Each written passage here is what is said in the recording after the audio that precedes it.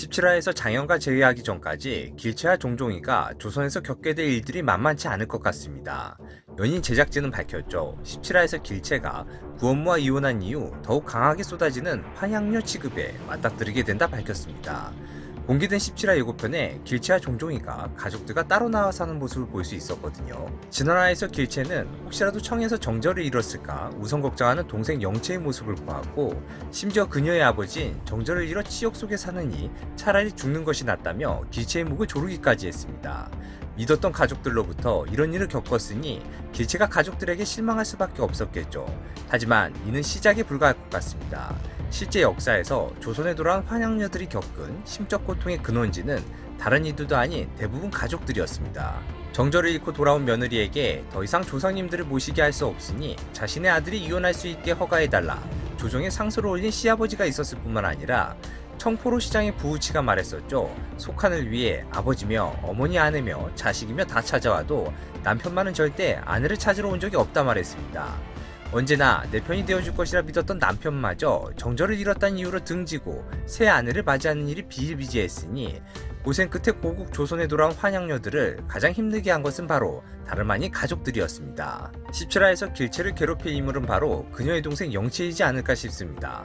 보아하니 아직 영채가 시집을 가지 못한 듯 보이거든요. 길채가 청에서 돌아와 구원무와 이혼했단 소문이 돌며 영채와 혼이 날 신랑댁 집에서 정절을 잃고 돌아온 가족이 있는 집에 내 자식을 보낼 수 없다는 등 결국 영채가 파혼을 당하는 일이 발생할 것 같거든요.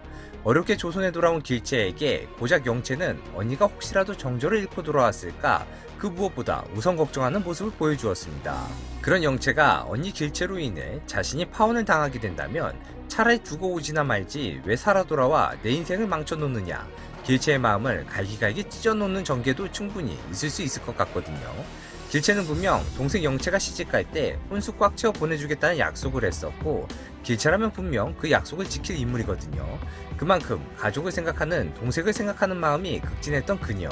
작가님께서 영채의 혼수를 꽉 채워 보내겠다는 길채의 약속을 극 전개에 깔아놓으셨던 이유가 자신의 파혼을 언니 탓으로 돌리는 영채의 모습이 동생을 위했던 길채의 모습과 더욱 대비되도록 해 환양녀가 되어 돌아와 가족들로부터 외면받는 길채의 아픔을 더욱 극대화하기 위한 작가님의 계획이 있었던 것은 아닐까 생각되거든요. 결국 17화 예고편에서 보여줬던 길채와 종종이가 따로 나와 사는 모습, 길채 또한 다른 환양녀들이 그러했듯 가족들로부터 큰 상처를 받게 될 것이란 걸 암시해주는 장면일 것 같습니다.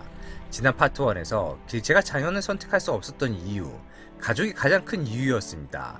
정신이 온전치 못했던 아버지를 혼수 가득 채워 시집 보내줘야 할 동생 영채를, 너무나도 나이 어린 남동생을 긴채에는 등칠 수 없었고 하여 평생에 끓이던 꿈속 도령 장현을 뒤로한 채 가족들을 선택했던 길채였습니다. 하지만 이젠 구원무도 가족들도 장현과 길채의 새 출발을 막을 장애물이 될 수 없게 되었으니 비록 길채가 가족들로부터 겪게 될 쓰라린 고통이 안쓰럽긴 하나 그로 인해 거리낌 없이 장현과 길채가 사랑을 나눌 수 있게 될 것이니 인생사 새옹지마, 이젠 앞으로 남은 회차에서만은 길채가 원없이 장현과 사랑하는 장면만 가득하게 기대해봅니다. 오늘의 영상 마칩니다. 시청해주셔서 감사합니다.